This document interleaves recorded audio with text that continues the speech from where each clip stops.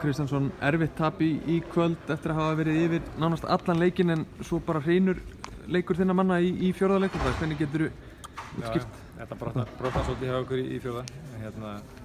Tökum ekkert á haugunum, þeir eru bara með mjög flotta mannskap og eru að spila mjög vel þessa dagana. Þannig að það þarf margt að ganga upp til þess að halda þeim fyrir aftan sig í 40 mínútur og við gerðum bara ekki alveg nógu mikið. Við kannski brotnuðum full mikið í restina en ég fannst þetta svolítið ráðast af kannski meira heldur fólki sem grinn fyrir af þriðja leiklutunum. Við fannst við geta náð upp betra fórskötu þar, búið eitthvað svona betur í haginn fyrir fjórða en það tókst ekki.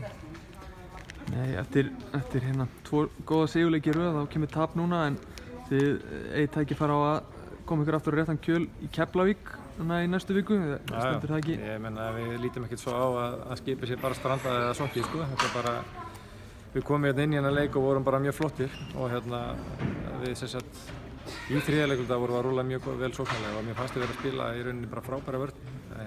Hann má eiga það helvítið á honum. Páll Jónsson þriði hann setti bara hvers skotið og fætur öðru sem að við vorum himinlifandi með að vera að taka sko. Hann var að taka bara skot með mann í andlitinu, hann hitti því bara hvað eftir annað og hann hélt þeim inn í þessu og mig grunar við að vera með ansi góða fórustu ef hann hefði ekki spilað eins og hann gerði þarna í þriðja leiknum.